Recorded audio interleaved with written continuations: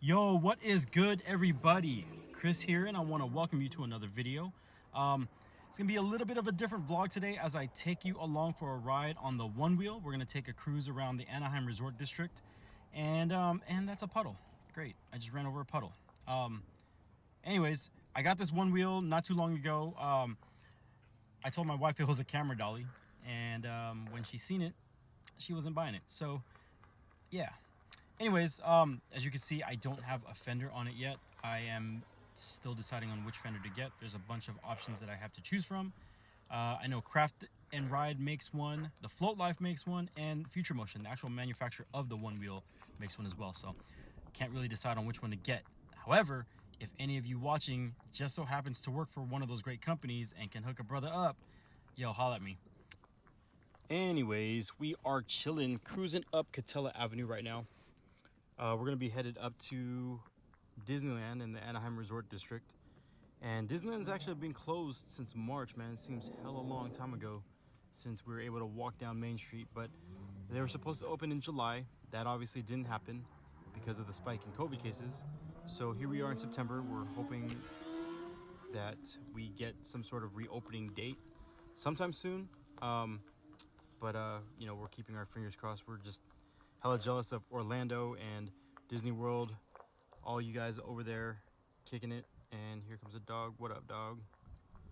So, Downtown Disney is open though.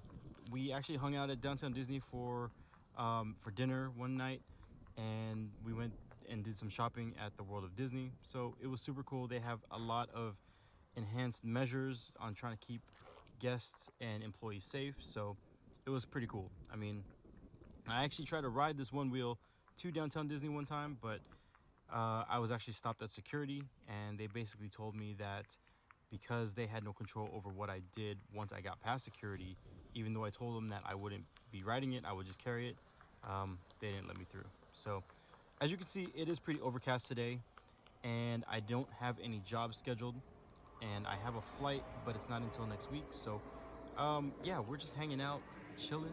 Gonna head over to around Disneyland to see what the haps is. Okay, so this is the One Wheel Pint. The Pint is, whoa, dude, is this dude gonna stop? He almost ran the light. Tripping. So this is the One Wheel Pint. The Pint has a range of about 8 to 10 miles. I've actually been getting around 10 to 12, just it depends on how you ride it. And they also have the XR model, which gives you extra range. Ooh, this is pretty sketchy. I actually ate it here once, man. It was crazy. The first time I rode to Disneyland at this exact spot, I just hit some loose gravel. I wasn't really used to riding on uneven terrain, and then I ate it hard, man. It was pretty bad. But anyways, the Pint runs about $950, whereas the XR I think goes for twice that. So, but I just like how nimble and how easy the Pint is to ride, man. This thing is super smooth, and carving on this thing is pretty dope. Okay, so we are currently under the 5 right now, and cruising along, still on Catella. And I just want to throw a shout out to all of you guys who ride, the One Wheel Nation out there, who ride and rock a selfie stick, man. This is incredibly hard to do, and just trying to figure out to make sure that the camera's straight. And oh, this dude just came out of nowhere. You know, just keeping the selfie stick straight. It was pretty difficult, man. And I hats off to you guys that sit there and do it well and get really footage. I kind of feel like this one's kind of crooked. This shot is pretty crooked, but whatever. Cool. So cruising along. Now this is the Anaheim Garden Walk. This is where CPK's at, Cheesecake Factory's at. Cheesecake Factory and CPK is open. Bubba Gumps has always been open. Actually, I don't know about always. I might be lying. But they're open now. And some of the shops over here are open. House of Blues is over here. I don't know if they're open or not, but they used to be in downtown Disney. They were replaced by Splitsville. Shouts out to Splitsville. Black Tap is part of that too. Black Tap is pretty dope. Got that whole 90s vibe going on. and their burgers and shakes are pretty bomb. So when you get a chance, go check it out. Cool. So now we're approaching Harbor Boulevard. This is where Disneyland is at. Adam the Woo was actually, he did a video about this little pizza spot right over here, and their pizzas are pretty good. Corner of Harbor and Catella. This little plaque is pretty cool. It's like a little map of the Anaheim Resort. But usually this corner right here at this time of day, 9 o'clock in the morning, is pretty packed.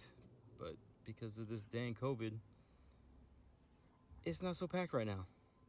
And crossing here would normally be a pain in the butt, but as you can see, there's nobody here. Nobody walking from their hotels to the parks. Oh man, you see how dead Harbor Boulevard looks?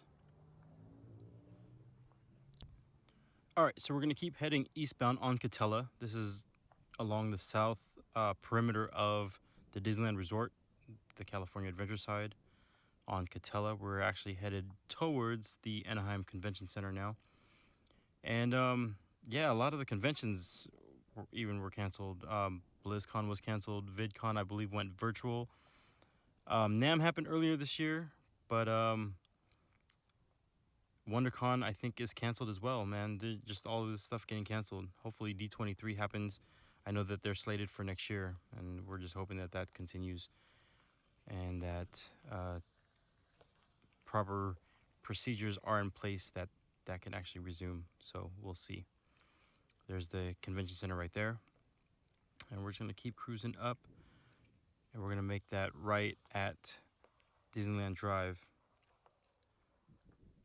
We're going to be making this right-hand turn towards the Grand Californian Hotel, the Paradise Pier Hotel, and downtown Disney, the Mickey and Friends parking structure and all that stuff. Now, to the left is the Simba Parking Lot. This is where you will be parking if you decide to come hang out at downtown Disney right now. Normally, there's a fee to park here. They charge you by the hour, and then you get your parking validated, all that good stuff. That is no more as of right now. It's completely free to park here. So if you do come, just know that if downtown Disney does reach capacity, that they will halt entrance into the downtown Disney parking lot. Like, you will not even be able to park. You're just going to be sitting there. So one way you can avoid all that is actually by parking at one of the neighboring hotels and paying a small fee. And you could walk to the downtown Disney district and avoid all this. You can see these are the cars that are funneling into the parking lot to get to downtown Disney. All right, so once you park your car, you're going to walk towards the security booth. And before you actually go through security, you're going to have your temperature taken. And your temperature cannot exceed 100.4. If it is, then unfortunately you're not going to be able to come into downtown Disney. Once you get your temperature screen and you're good to go, you're going to go through security. It's a little bit different because you keep everything that is in your pockets in your hands, and then you walk through the metal detector. All right. They don't touch any of your stuff or anything like that. You do have to have a mask on. Now, that mask does need to cover your nose and your mouth. They are not allowing neck gaiters, they're not allowing bandanas, and they're not allowing those valve masks that have those valves on it. When you breathe out, it opens up, and then when you breathe in, it closes, that sort of thing. They will not allow that. There will be cast members all around downtown Disney kindly reminding you to make sure that you are wearing your mask and wearing it properly. Please, please, please do not be jerks to these people. They are just doing their jobs, and I'm pretty sure they just want to work at the same time, keep the guests and employees safe. So please don't be jerks to these people. Keep your mask on, have a good time. And yeah, there was some lady last week when we came who was walking and drinking. And then when she was done drinking, she just kind of kept her mask off. And she was reminded by one of the cast members, and she flashed on them. And that definitely is not the thing to do, because she was then escorted out by security. So don't get escorted out, don't be a jerk, and everything will be fine. Now, they did have a sip and stroll policy where if you are walking and eating or walking and drinking, then you can have your mask off. But that is no longer the case. If you are walking, you have to have your mask on. If you are eating or drinking, you have to be stationary and physically distanced while eating and drinking, and you can have your mask off at that time. But the minute you start walking again, you definitely have to have the mask on. But it's not a big deal. All right, here is the Mickey and Friends parking structure and the Pixar Palace parking structure. It's currently closed right now. As you can see, that bridge is going from the parking structure to downtown Disney. I'm hella happy that they put that in, just to make it easier for people to get from downtown Disney to the parking structure and vice versa. Okay, so now we are coming up on Ball Road, which we will be making a right. And this is essentially going to take us along the north part of Disneyland. It's going to take us over the 5, back toward Harbor Boulevard, which we're going to be making on the right. There are a lot of hotels around here, and cast member parking is right here. A lot of the backlot entrances are back here as well. So this is the entrance to the cast member parking lot. One of them, anyway. All right, so now we're traveling up this overpass on Harbor, going over the 5, and the one wheel actually does pretty good going uphill. Going downhill is actually really cool because the one wheel has regenerative charging, which means if you're going downhill, it's actually charging your battery as it's going downhill. So that's pretty cool. You can see the Team Disney building right behind me. It's that green building right off of the freeway.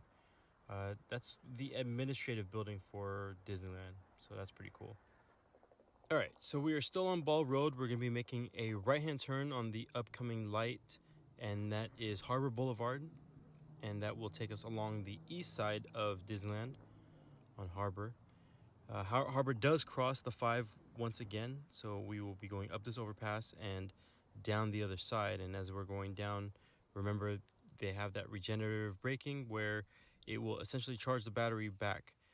Not by much, but it'll definitely give it 1 or 2% as we go down the hill. All right, so we are cruising next to Disneyland underneath the monorail rail, and that was established back in 1959, so a cool trivia fact for all you Disney freaks out there. Here we are approaching the front of Disneyland, so I just want to say thank you guys so much for joining me on this little ride. I hope you enjoyed it. If you have any questions about the one wheel or anything else, make sure you leave those in the comments. And if you have a one wheel, man, let me know what you think. If you're in the Anaheim area and you want to set up a ride, man, let me know. Check this out. I try to do a simple stop, but my foot is so fatigued, I almost eat it. Anyways, thanks so much for tuning in. I love you guys. Peace out. God bless.